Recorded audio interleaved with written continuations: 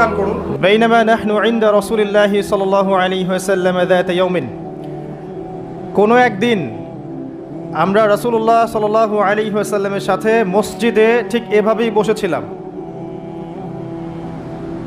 তার মানে মসজিদে এভাবে বসাটা সুন্নাহ।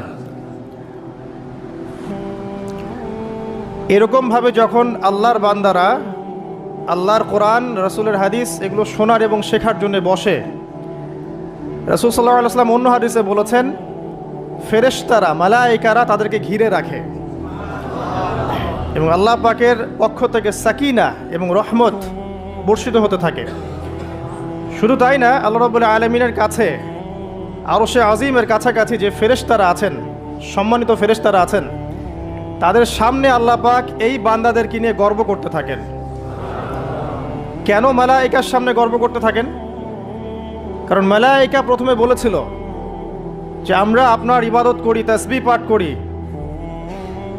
তাহলে কি জন্য আপনি এমন কাউকে সৃষ্টি করবেন পৃথিবীতে মাইয়ুফসিদু ফিহা ওয়া ইয়াসফিকুদ দিমা, যে পৃথিবীতে এসে ফাসাদ সৃষ্টি করবে এবং রক্তপাত ঘটাবে।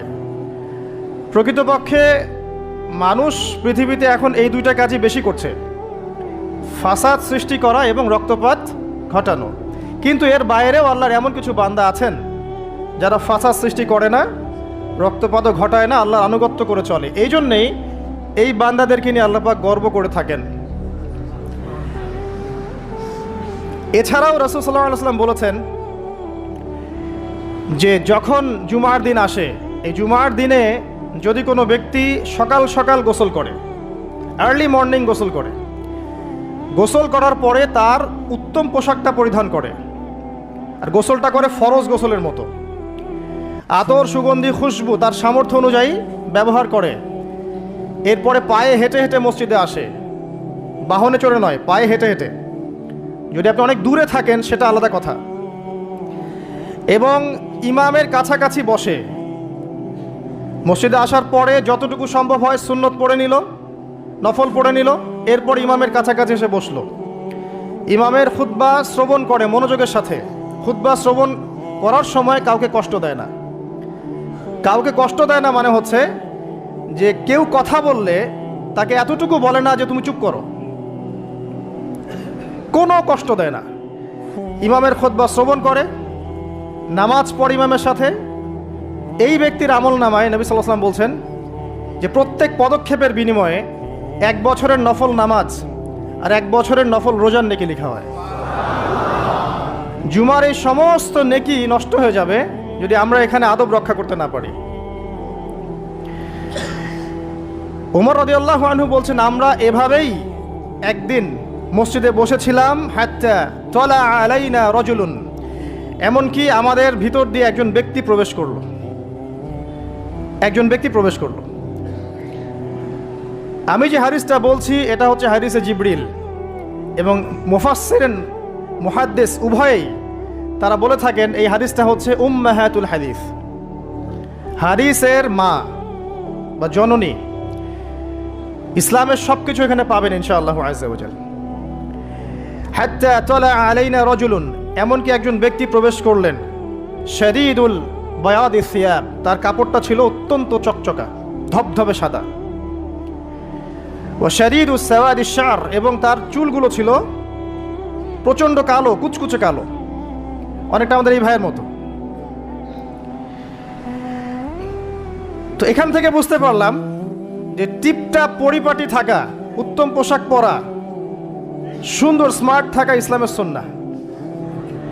আর আমরা খেয়াল করলে দেখবেন সবচাইতে খারাপ কাপড়টা পরে মসজিদে আসে, আর সেই ব্যক্তি মসজিদে আসলেন সবচেয়ে সুন্দর কাপড়টা পরে, তার সামর্থ্য অনুযায়ী সবচেয়ে সেরাটা। কারণ আমরা এখানে আল্লাহর সাথে দেখা করতে এসেছি। আর স্মার্ট থাকার জন্য রাসূলুল্লাহ সাল্লাল্লাহু আলাইহি ওয়াসাল্লামের চেয়ে স্মার্ট কোনো সুন্নাহ নাই। তিনি ছিলেন এই পৃথিবীর সবচেয়ে বিচক্ষণ, প্রজ্ঞাবান, handsome, smart people, smart human being people না, তাই না? তার চেহারার চেয়ে সুন্দর চেহারা কারো আছে? তার চেহারার চেয়ে সুন্দর চেহারা, তার চোখের চেয়ে সুন্দর চোখ, তার চেয়ে সুন্দর করে কথা বলা, তার চেয়ে সুন্দর শারীরিক গঠন, তার চেয়ে সুন্দর গায়ের গন্ধ, তার চেয়ে সুন্দর করে হাঁটা, মানুষের সাথে মেশা, ইবাদত করা, আমল করা, আল্লাহর জন্যে সেজদা করা, কান্নাকাটি করা, যত কাজ নবী সাল্লাল্লাহু আলাইহি ওয়াসাল্লাম করতেন তার চেয়ে সুন্দর করে কেউ করতে পারবে? তো আজকের যুব সমাজ নবী সাল্লাল্লাহু আলাইহি ওয়াসাল্লামের আদর্শ বাদ দিয়ে অন্যান্য পশ্চিমা আদর্শ গ্রহণ করেছে, অথচ তারা বুঝতে পারে নাই সবচাইতে স্মার্ট পিপল হচ্ছেন, হিউম্যান বিং হচ্ছেন on the face of the earth রাসূলুল্লাহ সাল্লাল্লাহু আলাইহি ওয়াসাল্লাম। তো আমরা সবাই তার সুন্নাহ ফলো করতে পারি না? এই ব্যক্তি যখন মসজিদে আসলেন তার গায়ে ধবধবা সাদা পোশাক ছিল, আর সাদা পোশাক পরা নবী সাল্লাল্লাহু আলাইহি ওয়াসাল্লামের সুন্নাহ, তিনি এটা পছন্দ করতেন। চুল ছিল কালো, লা ইউরা আলাইহি আসারুস সাফার, তাকে দেখে মনে হচ্ছিল না যে সে সফর করে এসেছে, মানে কোনো ক্লান্তি নাই তার মধ্যে। আমরা মসজিদে আসলে ক্লান্ত হয়ে যাই, সমস্ত কাজকর্ম শেষ করে ক্লান্ত হয়ে মসজিদে আসি, আর তাদের সুন্নাহ ছিল তারা মসজিদে আসলে প্রাণ ফিরে পেতেন, আর আমরা মসজিদে আসলে ঘুমাই। এই যে আমি খুতবা দিচ্ছি, দেখবেন অনেকে ঘুমাবে। একটা আমল বলে দেই, যদি জুমার দিনে মসজিদে এসে ঘুম ঘুম লাগে তাহলে জায়গা চেঞ্জ করবেন, আপনি সরে যাবেন আরেক জায়গায়, আরেক ভাইকে ওই জায়গা দিবেন, দেখবেন ঘুম চলে যাবে ইনশাআল্লাহ। আর একটা দোয়া পড়বেন, আউযু বিকালিমাতিল্লাহি তাম্মাতি মিন শাররি মা খালাক, এই দোয়াটা পড়বেন, আউযু বিকালিমাতিল্লাহি তাম্মাতি মিন শাররি মা খালাক। লা ইউরা আলাইহি আসারুস সাফার, তাকে দেখে মনে হচ্ছিল না সে সফর করে এসেছে। ওয়ালা ইয়ারিফুহু মিন্না আহাদ, এবং তাকে আমাদের এই মদিনার কেউই চিনে না, আননোন একটা ফেস, অপরিচিত মানুষ, মনে হচ্ছে আকাশ থেকে টুপ করে পড়েছে। এই কথাগুলো কে বলছেন? উমর রাদিয়াল্লাহু তাআলা। উমর রাদিয়াল্লাহু আনহু খুবই বিচক্ষণ সাহাবী এবং খুবই দূরদর্শিতা সম্পন্ন, সূক্ষ্মদর্শী। এবার সেই ব্যক্তি হাত্তা জালাসা মা'আন নবী সাল্লাল্লাহু আলাইহি ওয়াসাল্লাম, এমনকি সে এসে নবী সাল্লাল্লাহু আলাইহি ওয়াসাল্লামের সাথে বসে পড়লো। কিভাবে বসলো? ফাআসনাদা রুকবাতাইহি ইলা রুকবাতাইহি, তার এই যে দুই হাঁটু, তাশাহুদের সময় আমরা যেমন করে বসি এইভাবে হাঁটুর সাথে হাঁটু লাগিয়ে বসলেন। ওয়াদাআ কাফাইহি আলা ফাখিজাইহি, এবং তার দুই হাত এটা নবী সাল্লাল্লাহু আলাইহি ওয়াসাল্লামের রান, উরু, এর উপরে রাখলেন। চিন্তা করেন, দৃশ্যটা চিন্তা করেন। তো এই ব্যক্তি কিছু জানতে এসেছে, তো টিচারের কাছে ওস্তাদের কাছে এই যে শিক্ষার্থী যাচ্ছেন, তালেবে ইলম ওস্তাদের কাছে যাচ্ছেন, আদবটা খেয়াল করেছেন? ওই জায়গায় আমাদের জেনারেশনে কেউ থাকলে কি বলতো বলেন তো? হুজুর একটু তাকান এর দিকে, এটাই বলতো। মুসাফা করে হুজুর একটু দোয়া করে নেওয়ার জন্য, একটু তাকান হুজুর, একটা ছবি নিব খালি। এই ব্যক্তি এই কাজ করলো না। ওস্তাদের সাথে কিছু জানতে আসলে, কাছে কিছু জানতে আসলে দিনের ব্যাপারে আদব রক্ষা করতে হয়, না হলে জ্ঞান পাওয়া যাবে না। আর জ্ঞান পেলেও দেখবেন সেটার উপর আমল করার সৌভাগ্য হচ্ছে না, জ্ঞান ভুলে যাবে না। খুব সেন্সিটিভ বিষয়গুলা। আবু হানিফা রাহিমাহুল্লাহ যখন তার এই যে মজলিস বসাতেন, তখন বাছাই করে করে বসাতেন যে কাকে জ্ঞান বিতরণ করলে আমার কল্যাণ আছে। একটা হাদিস আছে, ফয়জুল কালাম বইয়ের মধ্যে পাবেন, যে আব্দুল্লাহ ইবনে মাসউদ রাদিয়াল্লাহু আনহু তিনি বর্ণনা করেছেন যে যদি আলেম ওলামায়ে কেরাম যদি সঠিক পাত্রে জ্ঞান বিতরণ করতেন, তাহলে ওলামায়ে কেরাম হতেন পৃথিবীর বুকে সবচেয়ে সম্মানিত এবং তারা নেতৃত্ব দিতেন। কিন্তু তারা ভুল পাত্রে জ্ঞান বিতরণ করেছে, দুনিয়াদারদের কাছে জ্ঞান বিতরণ করেছে। এই জন্য আল্লাহ পাক এই জমিনবাসীর কাছে তাদের মর্যাদা কমিয়ে দিয়েছে। তো সঠিক পাত্রে জ্ঞান বিতরণ, এই জন্য ওস্তাদের সাথে ছাত্রের যে আদব, এটা রক্ষা করতে হবে, না হলে জ্ঞান অর্জন করা যায় না এবং জ্ঞান কাজেও আসবে না। এবার এই ব্যক্তি জিজ্ঞাসা করছেন, ফাকাল ইয়া মুহাম্মদ, হে মুহাম্মদ সাল্লাল্লাহু আলাইহি ওয়াসাল্লাম, আখবিরনি আনিল ইসলাম, আমাকে ইসলাম সম্পর্কে বলুন। নবী সাল্লাল্লাহু আলাইহি ওয়াসাল্লাম বলছেন, আল ইসলাম, ইসলাম হচ্ছে আন তাশহাদা আল্লা ইলাহা ইল্লাল্লাহ, তুমি সাক্ষ্য দিবে যে আল্লাহ ছাড়া কোনো ইলাহ নেই, ওয়া আন্না মুহাম্মাদান রাসূলুল্লাহ, মুহাম্মদ সাল্লাল্লাহু আলাইহি ওয়াসাল্লাম আল্লাহর রাসূল। কোনো বর্ণনা এসেছে আল্লাহর বান্দা এবং রাসূল। তারপরে ওয়া আন তুকিমাস সালাহ, এবং তুমি সালাত কায়েম করবে, ওয়া আন তুতিয়াজ যাকাত, এবং যাকাত প্রদান করবে, ওয়া তাসুমা রমাদান, রমাদান মাসে সওম পালন করবে। ওয়া তাহুজ্জাল বাইত ইন ইসতাতা'তা ইলাইহি সাবিলা, যদি সামর্থ্য হয় তাহলে আল্লাহর পথে হজ করবে। এই 5টা হচ্ছে ইসলামের পিলার। আল্লাহ পাক সূরা আলে ইমরানে বলেছেন না, ইন্নাদ দীনা ইনদাল্লাহিল ইসলাম, আল্লাহর কাছে একমাত্র জীবন ব্যবস্থা গ্রহণীয় সেটা কি? ইসলাম। কবরে গেলে প্রশ্ন হবে মা দীনুক, দীনিয়াল ইসলাম। তো মাল ইসলাম, ইসলাম কি? এইটা হচ্ছে ইসলাম, ইসলামের সংজ্ঞা। 5টা পিলার, এটা হচ্ছে ইসলাম। এটাকে স্বীকার করে নিলে একজন ব্যক্তি মুসলিম হয়, ঈমান নিয়ে আসলে মুমিন হয়, তাকওয়া অবলম্বন করলে মুত্তাকি হয়, আর হৃদয়ের মধ্যে কলবে ইহসান চলে আসলে মুহসিন হয়ে যায়। এটা সবচেয়ে বড় স্টেজ। তো এবার এই ব্যক্তি বলছেন সাদাত, আপনি সত্য বলেছেন। তো ওমর রাদিয়াল্লাহু আনহু বলছেন ফাআজিবনা লাহু, আমরা অবাক হয়ে গেলাম। ইয়াসআলুহু ওয়া ইউসাদ্দিকুহু, এই ব্যক্তি নিজেই প্রশ্ন করলো, নিজে আবার সত্যায়ন করলো। এটা কি হয় কখনো? কেউ যখন জানতে আসে কিছু টিচারের কাছে, সে কি সত্যায়ন করতে পারবে আপনার কথা ঠিক আছে এটা বলতে পারবে? তার মানে সে আগে থেকে উত্তর জানতো। তো ওমর রাদিয়াল্লাহু আনহু কিন্তু এখন খুব কনসিয়াস এই ব্যক্তি কে আসলে। এইটুকু আমরা একটু আলোচনা করে নেই। নবী সাল্লাল্লাহু আলাইহি ওয়াসাল্লাম এখানে বলেছেন ইসলাম মানে হচ্ছে সাক্ষ্য দেয়া লা ইলাহা ইল্লাল্লাহ এবং মুহাম্মাদুর রাসূলুল্লাহ। এই তো এর মানে হচ্ছে, খুব সংক্ষিপ্ত আকারে বলছি, খুতবায় অনেক বড় বলার সময় থাকে না।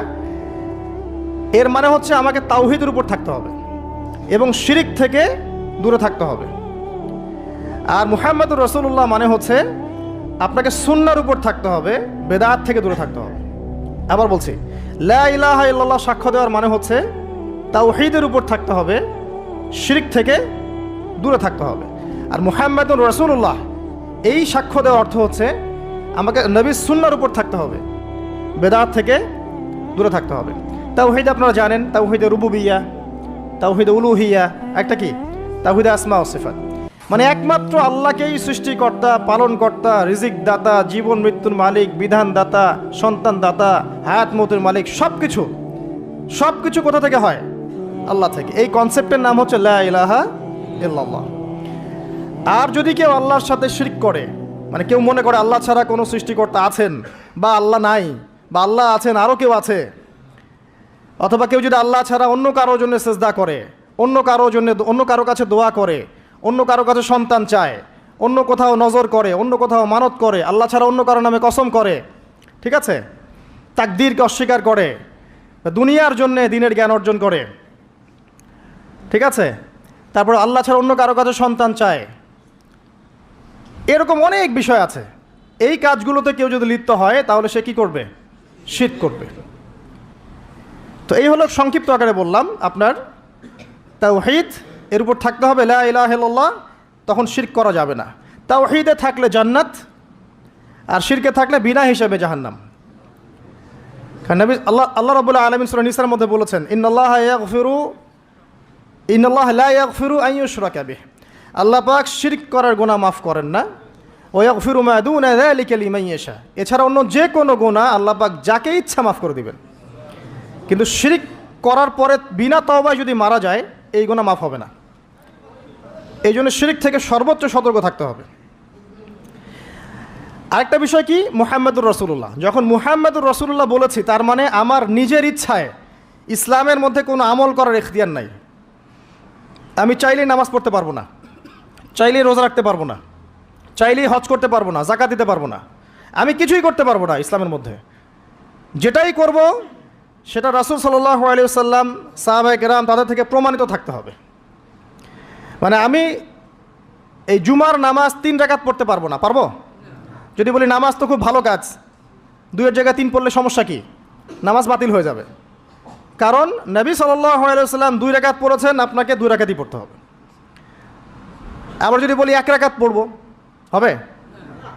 মুহাম্মাদুর রাসূলুল্লাহ মানে প্রতিটা আমল নবী সাল্লাল্লাহু আলাইহি ওয়াসাল্লাম যেভাবে করেছেন সেইভাবে করা।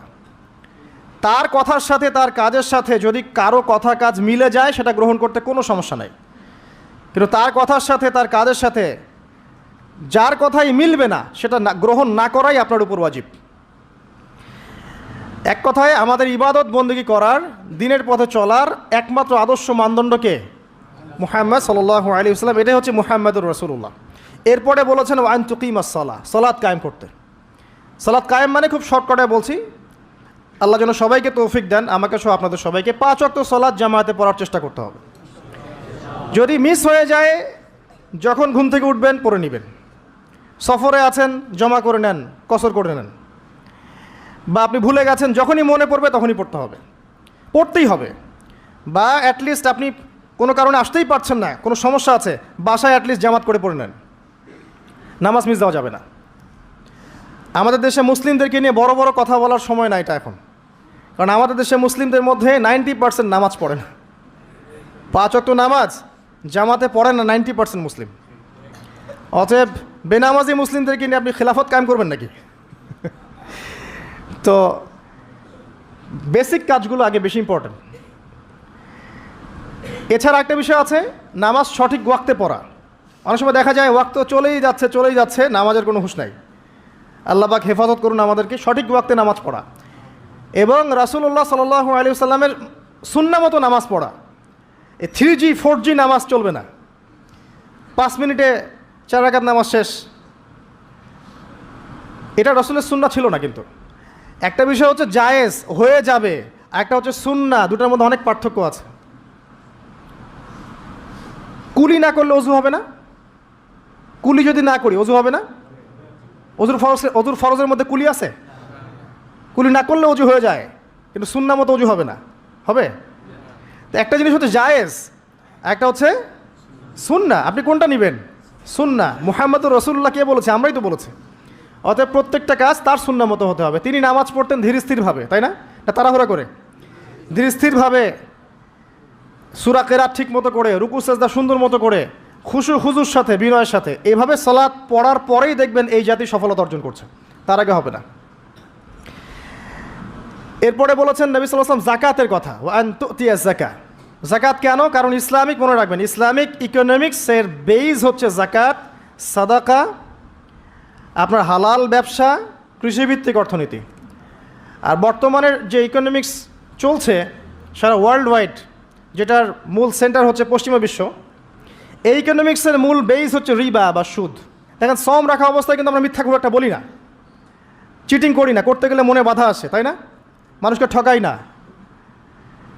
আমরা শ্রম রাখা অবস্থায় কিন্তু আল্লাহ দেখছেন মনে করে আমরা খাই না, পান করি না, স্ত্রী হালাল তাকেও ছুঁই না। তো হালালগুলো ছেড়ে দেই সিয়াম রেখেছি বলে, আল্লাহ দেখছেন বলে, এটাই আল্লাহ কনসিয়াসনেস। এটা যদি সিয়ামের মাধ্যমে অর্জন করা যায়, তাহলে আমাদের টোটাল লাইফ থেকে গুনাহ দেখবেন ইনশাআল্লাহ আস্তে আস্তে কমে গেছে। এটা উদ্দেশ্য আর কি। একটা আল্লাহ রাসূল সাল্লাল্লাহু আলাইহি ওয়াসাল্লাম বলেছেন, ওয়া তাহুজ্জাল বাইত ইন ইসতাতা ইলাইহি সাবিলা। সামর্থ্য হলে কি করতে হবে? বাইতুল্লাহ হজ করবেন। আল হজ টাইটেলের জন্য করবেন? ভোট পাওয়ার জন্য করবেন? মানুষ ভালো বলবে এই জন্য করবেন? হাজী সাহেব বলবে এই জন্য করবেন? হজের উদ্দেশ্য কি? হজের উদ্দেশ্য হচ্ছে ইব্রাহিমী একত্ববাদ শিখে আসা। হজের যে কাজগুলা, এগুলো ইব্রাহিম আলাইহিস সালামের সুন্নাহর মধ্যে অন্তর্ভুক্ত। ইব্রাহিম ছিলেন তাওহীদপন্থী, শিরকের সাথে আপোষ করেন নাই, পরিবার ছেড়ে দিয়েছেন, বাবা বের করে দিয়েছে, আগুনে ফেলে দিয়েছে, স্ত্রীকে রেখে আসছেন, সন্তানকে রেখে আসছেন শুধুমাত্র আল্লাহর জন্যে। ইয ক্বালা লাহু রাব্বুহু আসলিম, যখনই আল্লাহ তার রব তাকে বলেছেন ইসলাম কবুল করো, মানে আত্মসমর্পণ করো, ক্বালা আসলামতু লিরাব্বিল আলামিন, তিনি বলেছিলেন কি? আমি আল্লাহর কাছে আত্মসমর্পণ করছি। এই যে ইসলাম, আত্মসমর্পণ, এটা হচ্ছে ইব্রাহিম আলাইহিস সালামের কাছে শিখতে হবে। এটা শিখতে হজ করতে যেতে হবে। সাফা মারওয়া সাই করার সময় যদি আমার চেতনা এরকম না আসে যে এইভাবেই ওই যে হাজরা আলাইহিস সালাম তার ছোট্ট সন্তানকে পানি খাওয়ানোর জন্যে এই দৌড়াদৌড়ি করেছেন, হা হুতাশ করেছেন, একবার এই পাহাড় একবার ওই পাহাড়, ছোট্ট শিশু কাঁদছে পানির জন্যে, এই ফিলিংসটা না আসলে ওখানে জগিং হবে, ওই ফিলিংস আর হবে না। ওই সাফা মারওয়া কী হবে? জগিং হবে। ওই চেতনাটা আসতেছে না। তো এই সাফা মারওয়া কেন সাই করবেন? কার সুন্নাহ এটা? ওই কাজটা, হাজরা আলাইহিস সালামের ওই কাজটা আল্লাহর কাছে এত ভালো লেগেছিল, আল্লাহ পাক কিয়ামত পর্যন্ত সেটা রেখে দিয়েছেন, দেন নাই? ওই মায়ের আর্তনাদ তাহলে চিন্তা করেন। আর ওই মায়ের সন্তানকে ইসমাঈল আলাইহিস সালাম, এই সন্তানের আদর্শ দেখবেন। বাবা বলছেন যে ইয়া বুনাইয়া ইন্নী আরা ফিল মানামি আন্নী আযবাহুক, হে আমার ছেলে আমি দেখেছি স্বপ্নে আমি তোমাকে জবাই করছি। ফানজুর মাযা তারা, তোমার কি রায়, তোমার কি খেয়াল? ক্বালা ইয়া আবাতি, বললেন হে আমার বাবা, ইফআল মা তুমার, আপনাকে যে আদেশ করা হয়েছে আপনি তাই করুন। সাতাজিদুনি ইনশাআল্লাহু মিনাস সাবিরিন, ইনশাআল্লাহ আপনি আমাকে সবরকারী ধৈর্যশীল পাবেন। এই সন্তানটাকে মানুষ করেছে তার মা হাজরা আলাইহিস সালাম, তার বাবা কিন্তু তাকে মানুষ করে নাই। ওই হাজরা যিনি সাফা মারওয়া সাই করছেন, এরকম মায়ের গর্ভ থেকেই এমন সন্তান আশা করা যায়। আর আমাদের পরিবারে, আমাদের সমাজের স্টার জলসা জি বাংলার স্ত্রীদের কাছে এমন সন্তান আশা করা যায় না। অপসংস্কৃতি দিয়ে এবং দুনিয়াবি বিষয়গুলো দিয়ে, ভোগ বিলাস এগুলো দিয়ে এত মত্ত হয়ে গেছে এরা, যে আল্লাহর তাওহীদ, আল্লাহর সুন্নাহ, ইসলামের আদর্শ, মূল্যবোধ সব ভুলে গেছে। সন্তানও বড় হচ্ছে মাশাআল্লাহ সেইভাবে। পরিবারগুলো যেন এখন এক একটা জাহান্নামের টুকরা। অথচ আল্লাহ পাক বলেছিলেন কু আনফুসাকুম ওয়া আহলিকুম নারা, নিজে জাহান্নামের আগুন থেকে বাঁচো, পরিবারবর্গকে বাঁচাও। অনেক বড় বড় মানে রিনাউন্ড ফ্যামিলিগুলো, ইসলামিক ফ্যামিলিগুলো ভিতরে ভিতরে দেখা যাবে ফিতনা দিয়ে ভর্তি। পারিবারিক ফিতনার কারণে দেখা যায় যে দিন নিয়ে চলা, দিনের পথে কাজ করা, প্রচার প্রসার করা অনেক সময় মুশকিল হয়ে পড়ে। তো পরিবারের পিতা যদি ইব্রাহিমের মতো হতে না পারে, মায়েরা যদি হাজরা আলাইহিস সালামের মতো হতে না পারে, এবং সন্তানরা যদি ইসমাইল আলাইহিস সালামের মতো হতে না পারে, আপনি এরকম আদর্শ পরিবারও কল্পনা করতে পারবেন না, এবং এরকম পরিবারগুলো দিয়ে আদর্শ সমাজও কখনো বাস্তবায়ন হবে না। এমন হওয়ার তৌফিক আল্লাহ পাক আমাদেরকে দান করুন, আমিন। আরেকটা হজের চেতনা আছে, সেটা হচ্ছে ঐক্য। হজ মুসলিম উম্মাকে ঐক্যবদ্ধ করে, আর হজ করে আসার পরে আমরা আবার বিভক্ত হয়ে যাই। সুবহানাল্লাহ। হজের মধ্যে হানাফি, আহলে হাদিস, দেওবন্দি, বেরলবি, আটরশি, চরমনা এগুলো মারামারি হয় না? হজে হয় না? হজে সবাই এক হয়ে যায় মাশাআল্লাহ। আর যখনই দেশে আসি বা যে যার জায়গায় চলে যাই, আবার যে যার মত পথ ধরি, তাই না? এতে করে উম্মার উপকার হচ্ছে। আমরা যত ছোটোখাটো মাসলা মাসালগুলো নিয়ে যখন আমরা মসজিদগুলো ভাগ করছি, এতে আমাদের উম্মার উপকার হচ্ছে, তাই না? মুহাম্মদ সাল্লাল্লাহু আলাইহি ওয়াসাল্লাম খুশি হবেন আমাদেরকে দেখলে, কিয়ামতের মাঠে হাউজে কাউসারের পানি দিবেন, আমাদের জন্য খাতির যত্ন করবেন। আল্লাহ বোঝার তৌফিক দান করুন। উম্মার সবচেয়ে দুঃখজনক জায়গাটা হচ্ছে অনৈক্য। মনে অনৈক্য কিন্তু বাইরে না, হৃদয়ে অনৈক্য, হিংসা, বিদ্বেষ, গীবত, তহমত এবং পরশ্রী কাতরতা, এগুলো দিয়ে ভরে গেছে হৃদয়টা। এই কলিজাগুলো যদি আল্লাহ পাক দেখাতে পারতেন সমাজে তুলে, দুর্গন্ধে কেউ ধার কাছে যেতে পারতো না। এই কলিজাগুলো যদি আল্লাহ পাক বের করে দেখাতেন সমাজে, এই দেখো অমুকের কলিজা এমন, দুর্গন্ধে কেউ ধার কাছে যেতে পারতো না।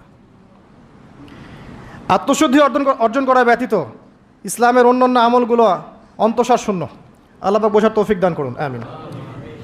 এবার এই ব্যক্তি দ্বিতীয় প্রশ্ন করেছে, ইয়া মুহাম্মদ আখবিরনি আনিল ঈমান, আমাকে বলুন ঈমান কাকে বলে?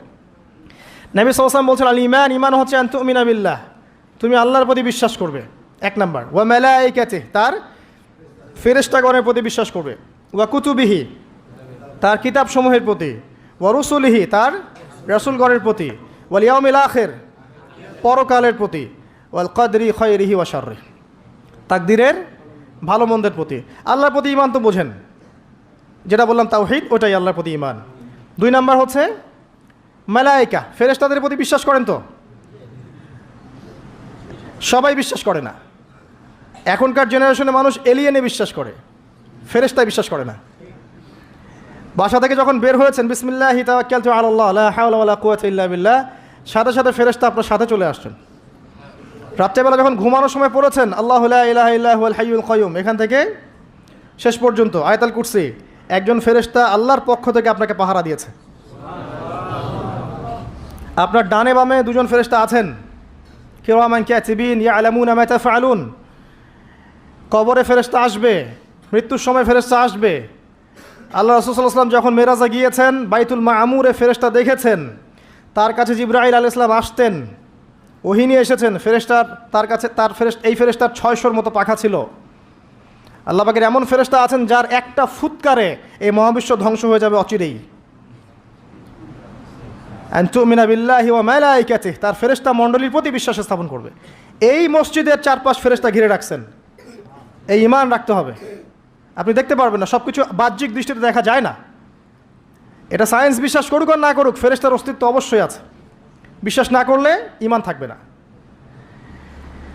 আর একটা বিষয় হচ্ছে ওয়া কুতুবিহি, আসমানি সমস্ত কিতাবে বিশ্বাস করা।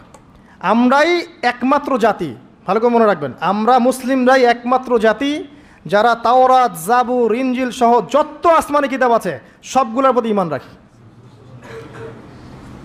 ইহুদিরা কি কোরআনে বিশ্বাস করে? নাসারারা কি কোরআনে বিশ্বাস করে? আমরা ওদের তাওরাতেও বিশ্বাস করি, জাবুরেও বিশ্বাস করি। তো কারা অসাম্প্রদায়িক?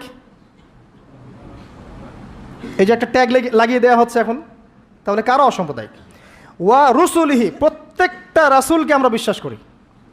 আল্লাহর পক্ষ থেকে যত রাসূল এসেছেন সবাইকে কি করি? আমরা বিশ্বাস করি। লা নুফাররিকু বাইনা আহাদিম মিনহুম, তাদের কারো মাঝে আমরা কোনো পার্থক্য করি না। আমরা মূসা আলাইহিস সালামকে মানি না? ঈসা আলাইহিস সালামকে মানি না? এবং ফলো করি মুহাম্মদ সাল্লাল্লাহু আলাইহি ওয়াসাল্লামকে, কারণ তিনি আমাদের সর্বশেষ নবী এবং সবচেয়ে নিউ এডিশনটাই তো মানুষ নিবে, তাই না? তিনি সবচেয়ে নিউ এডিশন এবং ফাইনাল টেস্টিমেন্ট, এই জন্য আমরা তাকে ফলো করি।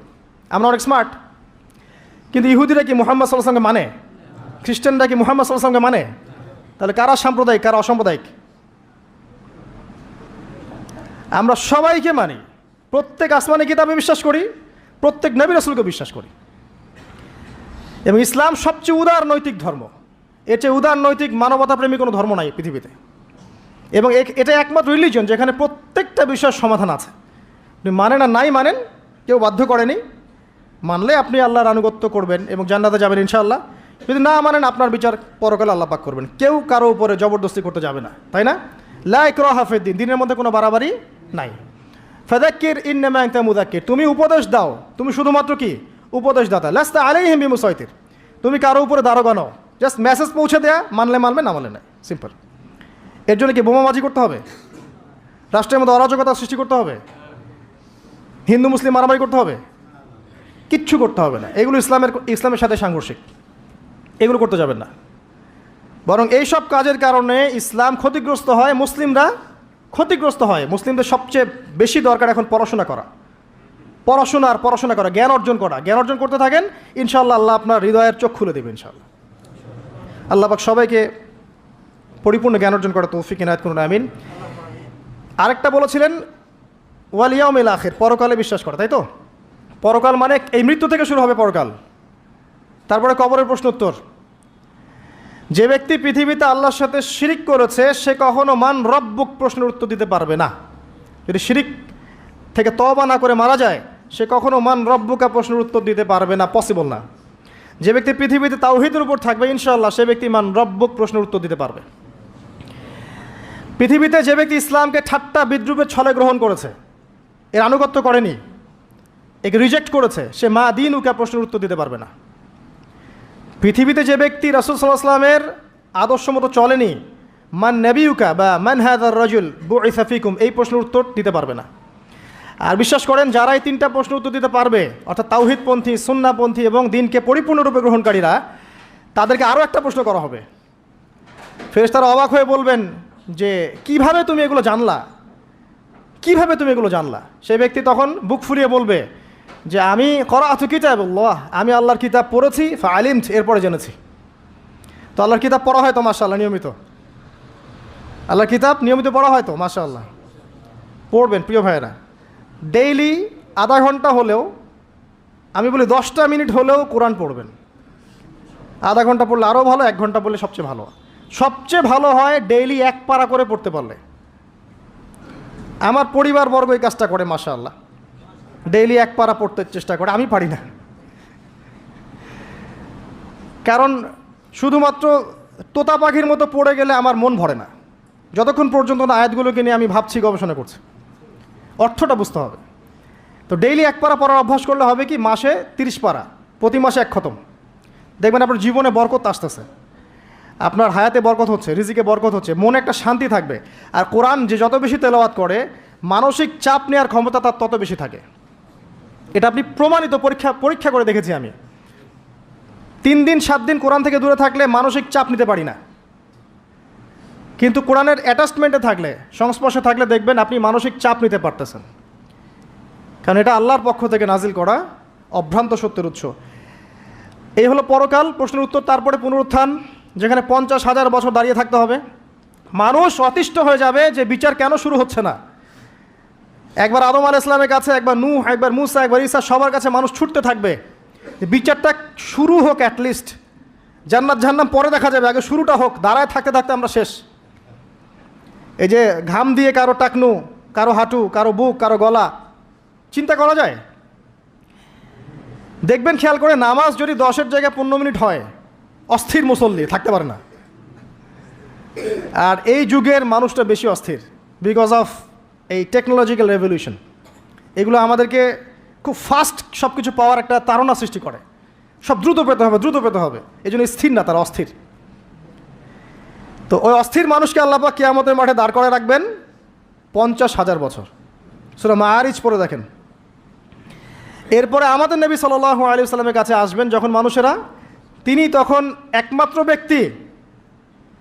ব্যক্তি তিনি, যিনি উঠে সেজদায় পড়ে যাবেন আল্লাহর কাছে। আল্লাহ বলবেন, তোমার যা ইচ্ছা তুমি চাও, কবুল করা হবে।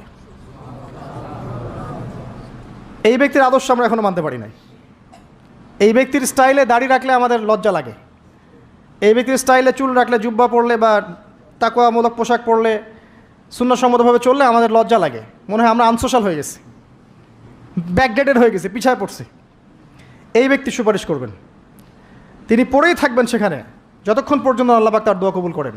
এটা একটা। আরেকটা হচ্ছে, যখন কবিরা গুনাহগার ব্যক্তিদেরকে জাহান্নামের জন্য আযাবের ফয়সালা হয়ে যাবে, আমাদের নবী সাল্লাল্লাহু আলাইহি ওয়াসাল্লাম সুপারিশ করে এই উম্মতের কবিরা গুনাহগার ব্যক্তিদেরকে জান্নাতে নিয়ে যাবেন ইনশাআল্লাহ।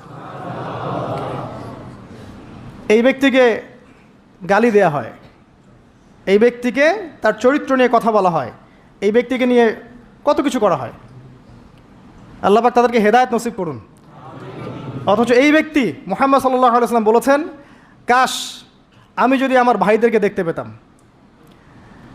সাহাবীরা বলতেন, ইয়া রাসূলুল্লাহ, আমরা কি আপনার ভাই নই? নবীজি বলতেন সাল্লাল্লাহু আলাইহি ওয়াসাল্লাম, তোমরা আমার সাহাবী, আমার ভাই তারা যারা আমার পরে, তোমাদের পরে আসবে, যারা আমাকে না দেখে ঈমান নিয়ে আসবে। আমরা হচ্ছে তার ভাই। সুবহানাল্লাহ। এরপরেও এই উম্মার মধ্যে যারা আলেম ওলামা, ইলমের চর্চা করবেন, ইলমের প্রচার প্রসার ঘটাবেন, তাদের সাথে রাসূল সাল্লাল্লাহু আলাইহি ওয়াসাল্লাম একটা সখ্যতা থাকবে। এই উম্মতের মধ্যে যারা এতিমদের দেখাশোনা করবে, মিসকিনদের দেখাশোনা করবে, তারা নবী সাল্লাল্লাহু আলাইহি ওয়াসাল্লামের সাথে এই জান্নাতে এতটুকু দূরত্বে থাকবে। যারা বিধবা, এতিম, মিসকিনদের দেখাশোনা করবে, এতটুকু দূরত্ব থাকবে। যে ব্যক্তি তার চরিত্রকে হেফাজত করতে পারবে, নবী সাল্লাল্লাহু আলাইহি ওয়াসাল্লাম বলেছেন, তার জন্য আমি জান্নাতের মাঝখানে একটা ঘরের জিম্মাদার হব। এরকম অনেক হাদিস আছে। এই ব্যক্তি একমাত্র ব্যক্তি যিনি আপনাকে ছাড়া জান্নাতে যাবেন না, যিনি জান্নাতে না গেলে জান্নাতের দরজা খোলা হবে না, যিনি পুল সিরাতের মতো জায়গাতেও ইয়া নাফসি বলবেন না, বলবেন ইয়া উম্মতি, ইয়া উম্মতি। তিনি একমাত্র ব্যক্তি যাকে কবরে দেখানো হবে আপনাকে, আমাকে। তিনি একমাত্র ব্যক্তি যিনি অঝর নয়নে আমার জন্য কেঁদেছেন রাতের বেলা আল্লাহর কাছে, যিনি হাউজে কাউসারে থাকবেন আমাদের জন্যে, যাতে আমরা পানি পান করতে পারি। আল্লাহ পাক আমাদেরকে রাসূল সাল্লাল্লাহু আলাইহি ওয়াসাল্লামের সুন্নাহ পরিপূর্ণরূপে মেনে চলার তৌফিক দান করুন।